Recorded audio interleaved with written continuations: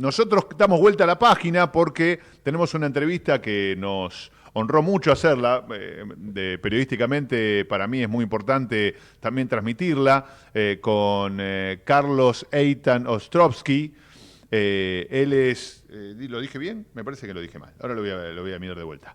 Él es profesor de hebreo Sociólogo de las sí, organizaciones sí. y la verdad que nos cuenta en primera persona cómo es vivir en Israel, cómo es vivir en un kibutz, en Gazit.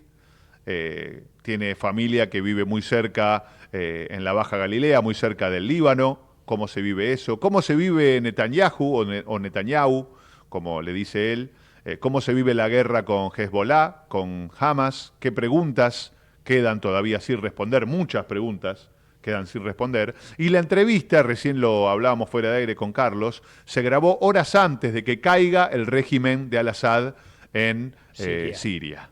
Entonces tiene un valor muy importante porque él estaba planeando los 6 grupos. Él nos estaba contando el riesgo de que esto ocurriera y Exacto. ocurrió a las A horas. las horas. Una gran derrota para Irán, para Rusia, que obviamente no podía mantener todos esos frentes abiertos.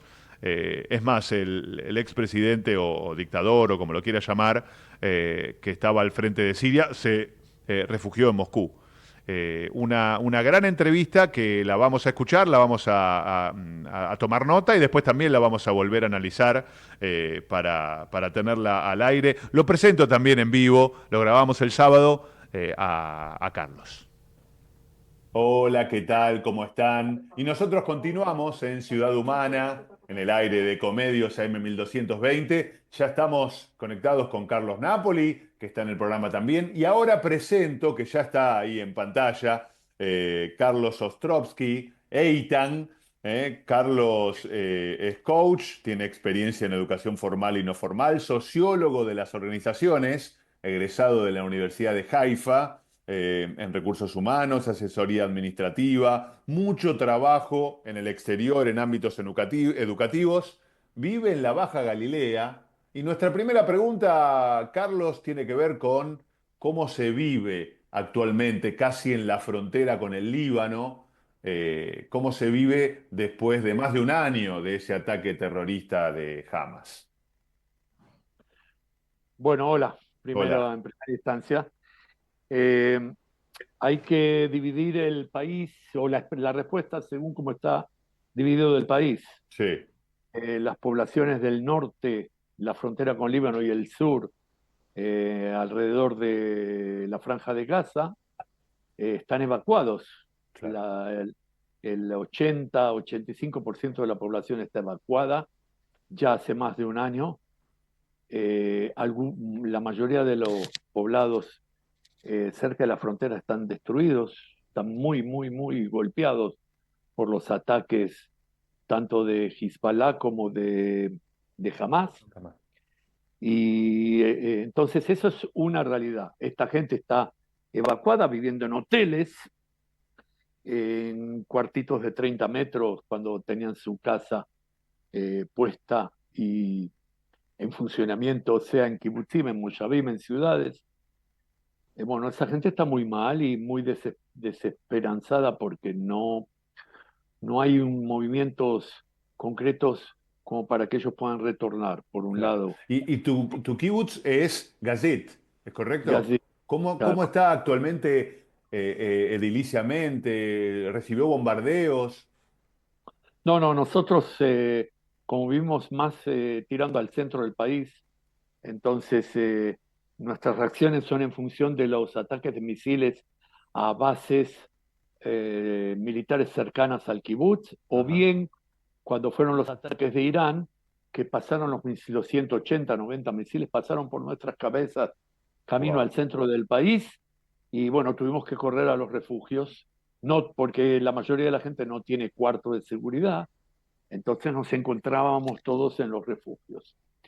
Para completar tu Sí. pregunta anterior, el resto de la población vive otra realidad, si bien los misiles llegan hasta el centro del país, desde el Líbano, Sí, pero la vida continúa. claro. El comercio trata de continuar, la educación, las escuelas el movimiento social, el movimiento público de actividades. Pero entonces es que el país está dividido.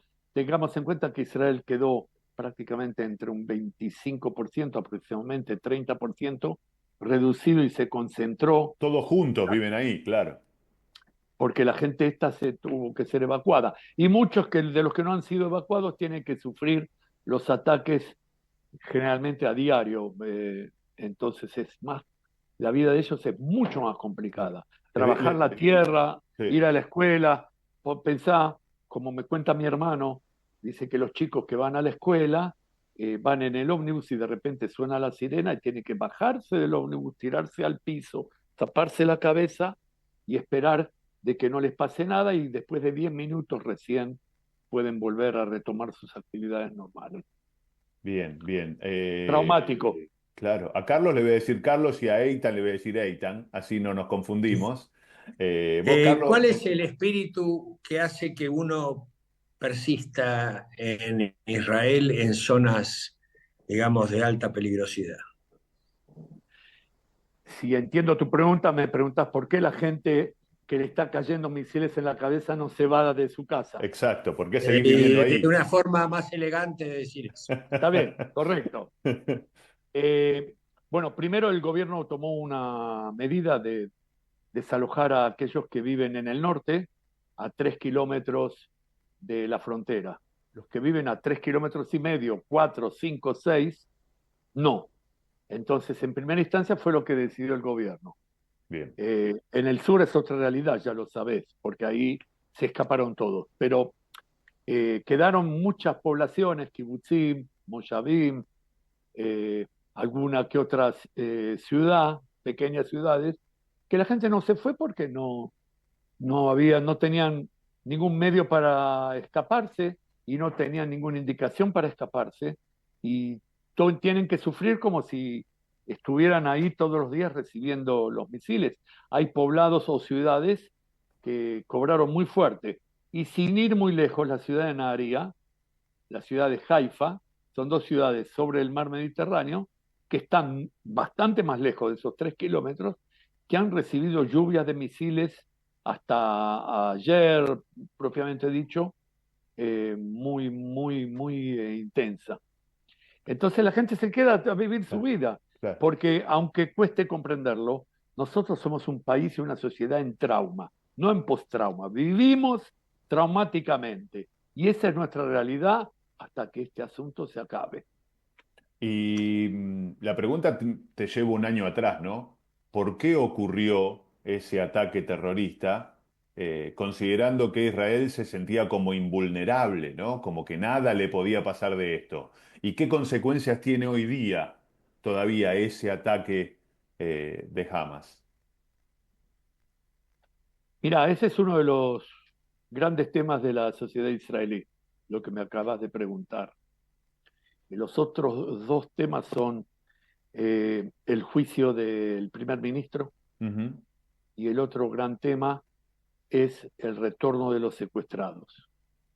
Este tema de qué es lo que pasó, por qué, dónde estuvo la Fuerza Aérea cuando atacó Hamas, dónde estuvieron el ejército, los tanques, por qué tardaron tantas horas en llegar, por qué las fuerzas de defensa de los poblados, de los kibutzim, tenían tan poco o casi nada de armamentos, ujú. por, por qué la guerra duró tanto tiempo, por qué el gobierno anduvo alimentando económicamente a Hamas cuando el Hamas fue después el que hizo el ataque. Hay muchas preguntas sobre las cuales no tenemos respuestas y una sociedad democrática no puede seguir subsistiendo si preguntas que tienen tanto peso a nivel público y casi diría gubernamental, al no tener esas respuestas, se crea una sensación de desconfianza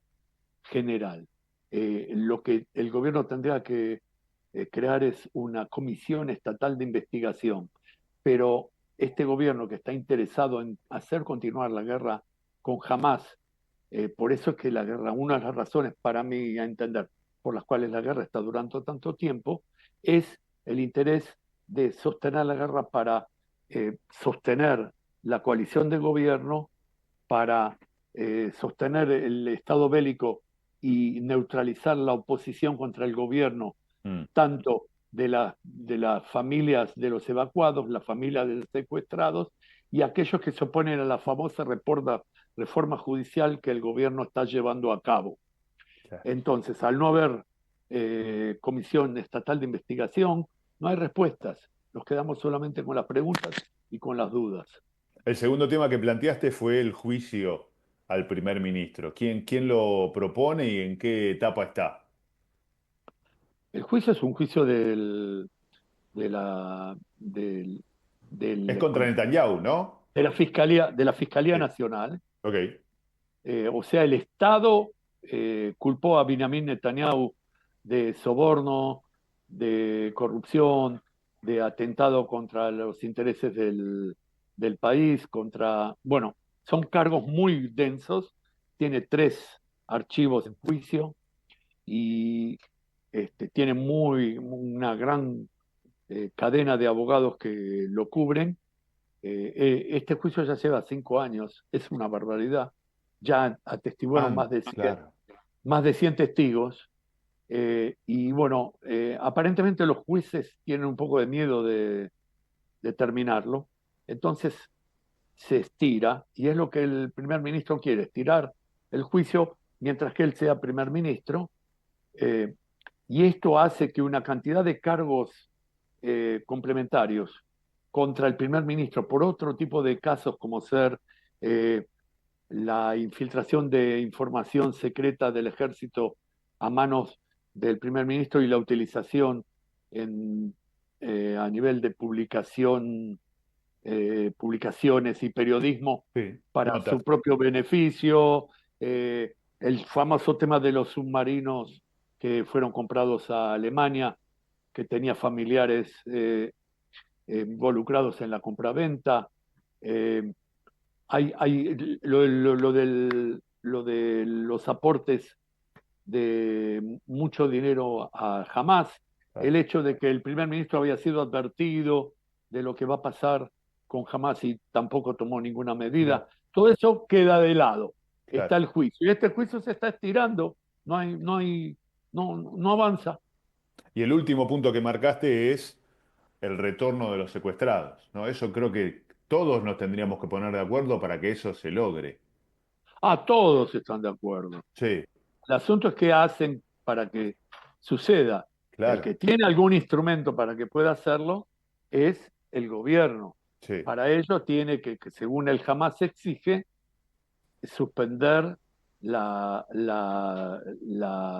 situación de guerra, el estado bélico, y retirar fuerzas del ejército de Israel de la Franja de Gaza, y en ese caso ellos liberarían a los secuestrados. Pero como no tienen ningún interés y los secuestrados son un medio y no un fin, hay manifestaciones cada 2, 3 días y la gente está muy desilusionada. Te cuento como caso curioso. En Mickey Woods hay un secuestrado, la mujer ya fue secuestrada de una pareja y volvió en noviembre, pero el esposo sigue estando allá en los túneles de Gaza. Y el tipo tiene ciudadanía americana. La familia que vive en Mickey Woods, de este señor que está secuestrado, sí. hizo las valijas, se llevó a las hijas, se fueron la pareja, se compraron tiquetes, pasajes de avión y se fueron a Estados Unidos a presionar a Trump, porque en Israel dicen que ya no hay forma de conseguir nada. Después de un Wow. año, más de un año, se dieron cuenta de que en Israel no van a conseguir nada y van a ir a presionarlo a Trump a ver si Trump tiene los medios como para hacer como es ciudadano americano, si es que puede hacer retornar de esos túneles al padre. Lo que Wow. pasa que de los secuestrados, que hay 101, todos los días la radio de Israel empieza, o la tele, empiezan los programas diciendo hoy son 410 días del comienzo de la guerra y aún 101 secuestrados están en manos de los terroristas de Hamas. Eso es lo que sabemos, eso es lo que sentimos, estamos muy mal. 65% de la población quiere terminar ya con la guerra y que devuelvan a los secuestrados. El gobierno sigue y bueno, como no pasa nada, esta familia se fue a ver si Trump les puede dar una mano. ¿Cómo ves, digamos, después de todo este tiempo, la sensación de quienes vemos desde lejos es que Israel golpeó fuerte a Hamas, que Israel golpeó fuerte a Hezbollah, que incluso llegó hasta Irán? Y uno tiene la sensación que, digamos, que está muy golpeado, tanto Hezbollah o Hamas. ¿Eso es cierto o es una percepción equivocada? Y si es así, no estamos en camino a esperar, digamos, que termine la guerra porque la pierdan o llegamos a un final por la rendición, o eso es imposible, eso es un sueño, un delirio. Bueno, te voy a contestar de menor a mayor. Jamás está totalmente desarticulado. Aún le quedan unos 3.500, 4.000 efectivos. Eso es todo. Muy ¿Y con eso poco. con eso sostienen a los 400 rehenes? Wow. 101. 101. Perdón, 400 días, Sí, 101. 101 que no sabemos cuántos están en vida. Es probable Claro. que la mitad o menos sigan en vida. Pero como ellos sostienen los rehenes y aparentemente el ejército de Israel sabe dónde están los rehenes, pero no pueden hacer ninguna operación porque en la primera de cambio ellos los matan, los asesinan. Entonces se acabó la historia.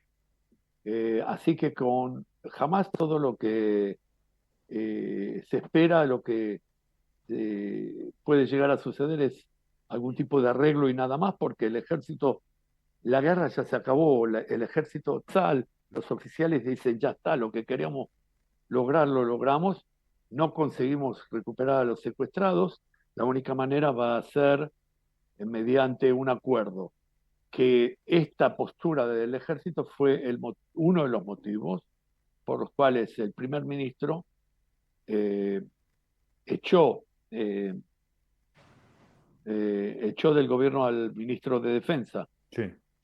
eh, hace unos pocos días, a Sí. Gallant. Eh, bueno, eso respecto del sur. Entre paréntesis, Gaza está destruida totalmente. Claro. Está peor que Berlín después de la Segunda Guerra Mundial. En Hezbollah, Israel llegó hasta Beirut y hay todo un barrio entero que se llama Dajia, que es la zona dominada por Hezbollah, donde tenía sus cuarteles, sus oficinas, sus depósitos de armas, y eso está totalmente destruido, esa zona. Hezbollah también muchos soldados escaparon, muchos efectivos, porque cuando Israel mató a Nasrallah y a varios de los líderes de Hezbollah, dado que los soldados son profesionales, los efectivos de, Son de mercenarios. Hezbollah son mercenarios, a Claro. diferencia de Hamas, que no son, es otra la característica de los efectivos de ellos. Estos dijeron, bueno, mataron a fulano, a mengano y a sutano. Reventaron todo lo que pueden reventar de Hamas. El aparato está totalmente descompuesto. ¿Y ahora quién nos va a pagar? Preguntaron. Claro. Entonces muchos se escaparon, quedaron menos. Lo que pasa es que como todavía están muy bien armados con misiles de diferente tipo, ellos siguen la actitud bélica. No, Al no haber un liderazgo tan... Preciso, tan claro. sí, porque después de Nasrallah entró el hermano, que es bastante eh, café con mucha leche y poco café, muy pálido, muy blandito. ah, Entonces, hay cierto tipo de anarquía en Hezbollah.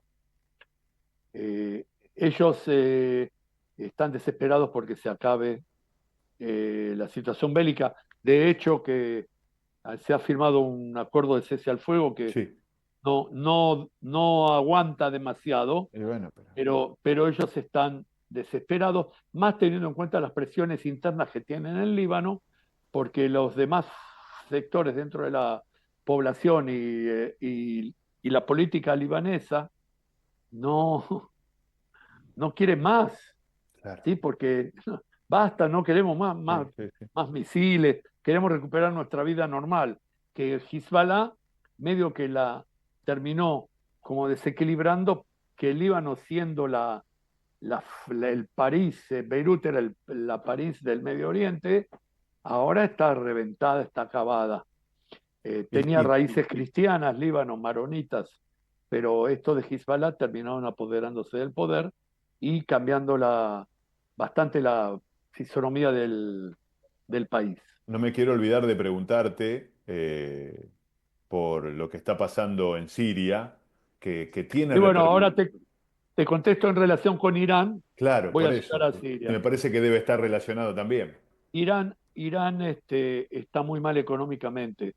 Todos estos eventos y estos apoyos de Irán e involucramientos en favor de Hamas, de Hezbollah, eh, los tiene muy mal económicamente, más allá de que tienen problemas internos. Ellos usaron siempre estos fenómenos para desviar la atención de la población local, pero ellos hicieron un impuesto a favor de Hezbollah, a favor de los palestinos, que la gente en Irán tuvo que pagar. Eh, digamos que la situación de Irán es, bueno, metimos mucha plata, no podemos seguir apoyando a todo el mundo, a todos estos factores. Entre ellos, Hafez el-Assad, el presidente de Siria, que era mantenido por Irán. Y Irán acaba eh, de expresar Soltarle que la mano.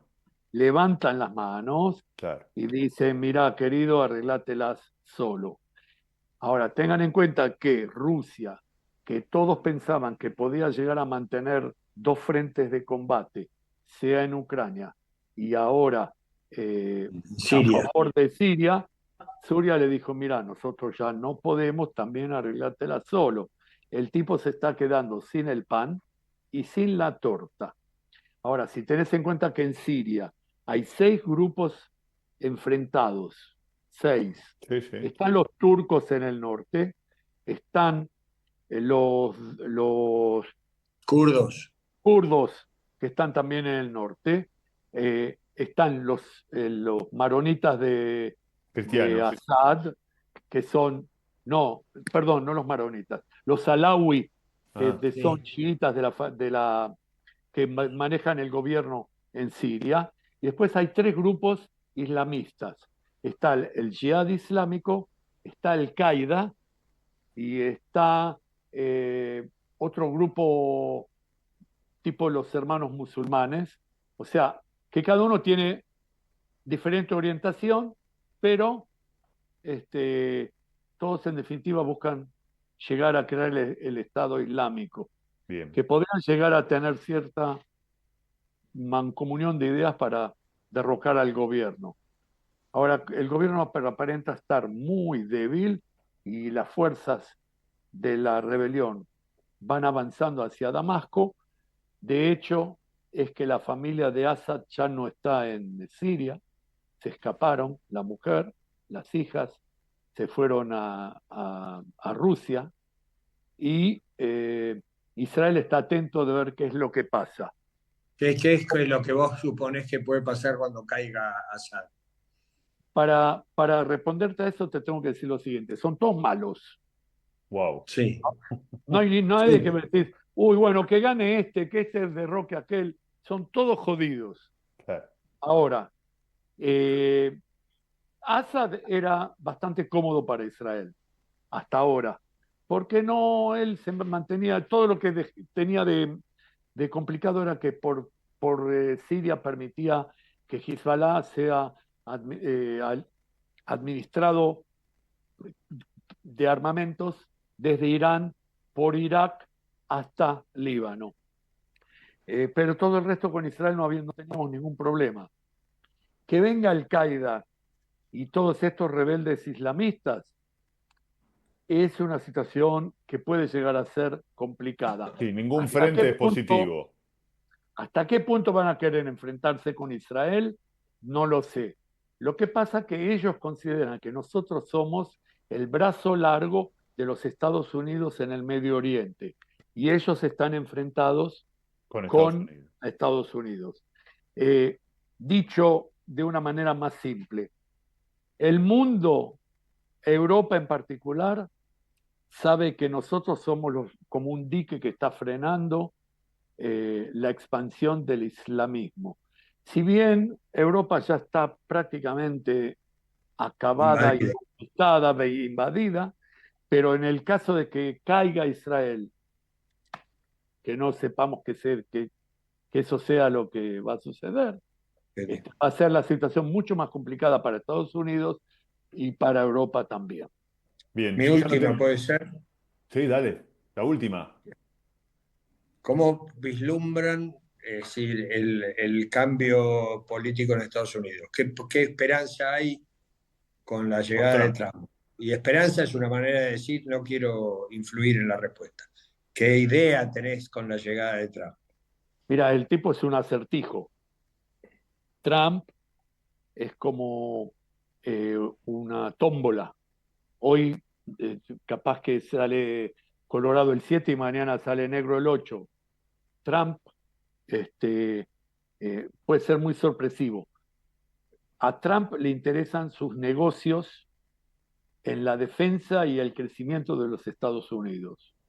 Todo lo que él va a hacer va a ser a favor de sus propios intereses.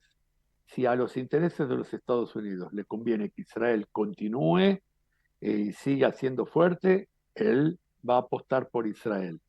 Si a Estados Unidos le conviene que haya abastecimiento de gas y después de petróleo por tuberías que pasen por Arabia Saudita, Israel y lleguen por el norte del continente hasta Europa para competir con el abastecimiento de gas y el monopolio que tiene en estos momentos Rusia Rusia.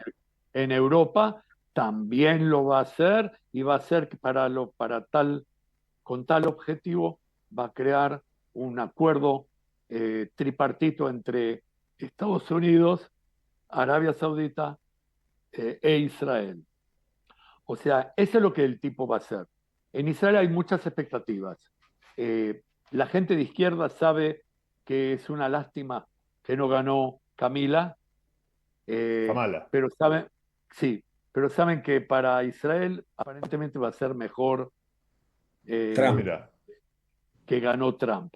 Y mira. ahora hay que ver qué es lo que va a pasar. En estos momentos lo que ha pasado hasta hoy es que el primer ministro Benjamin Netanyahu le ofrece como regalo a Trump el cese de las hostilidades en Líbano. Sí. Y Trump ahora, como tiene ojos grandes, como se dice en castellano, pretende que hasta que él asuma también se termine el conflicto en el sur. Lo dudo, Difícil.